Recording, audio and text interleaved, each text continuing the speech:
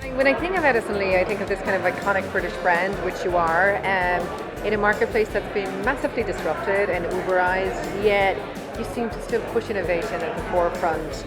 Is that passion really in the DNA of the company, or how does that continue to be so much the center of everything you do?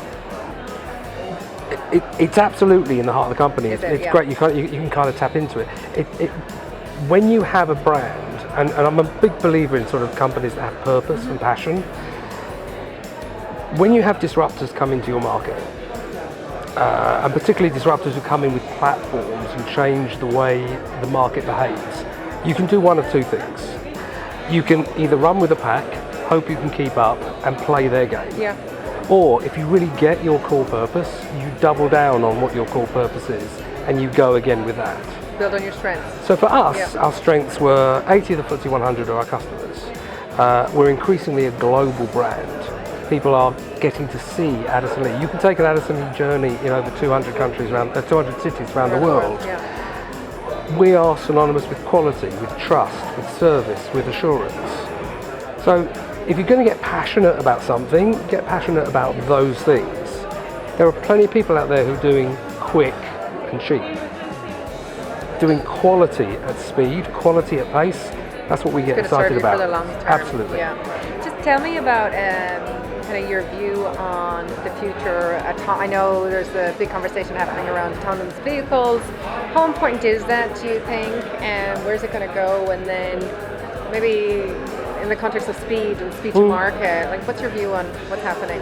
So, I mean, there's loads going on, and it's really hard to separate the reality from the hype. Yeah. So, in terms of autonomous vehicles, just by way of an example, so this year the government allocated 25 million to projects related to autonomous vehicles and autonomous vehicle research. Of that 25 million, over 20 of that is allocated to two consortiums that Addison lead. So amazing, Great, you're at the forefront. The UK government are recognising Addison Lee's leadership position in ground transport. But we can't stop there. There's a whole other debate around AV, which is around the passenger engagement.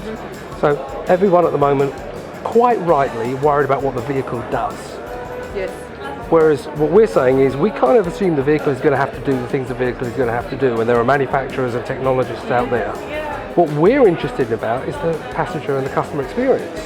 What will get you into the cab? What type of experience are you going to have? What models make you trust that vehicle and want that vehicle to sort of take you on your journey? So that's one area that we're really kind of innovating on and leading in terms of that side of things. The other side where we're trying to take a leading position is around the sort of the green agenda and clean air.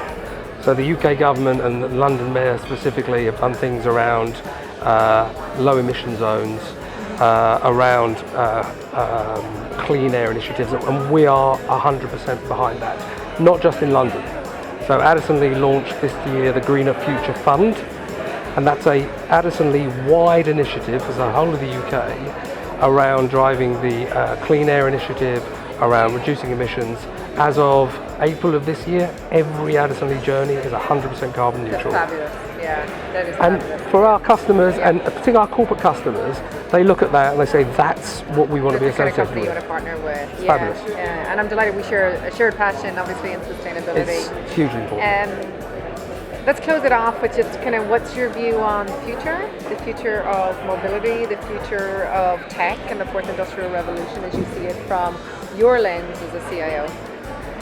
So I think even more now in the fourth industrial revolution, and I know we talk about technology a lot, and it's cool to be in tech now, it's cool to be a geek, but it's what the technology is going to do in this fourth industrial revolution. We spoke this morning about the overriding characteristic of the fourth industrial revolution is connectivity. Yes. We would say connectivity for what purpose? We can connect anything, but why are we doing it? Yeah. You've got to be doing it to improve the customer experience, to engage, to learn more, to do more, and to be more. And if you do those things, it's a great time. It really is a great time.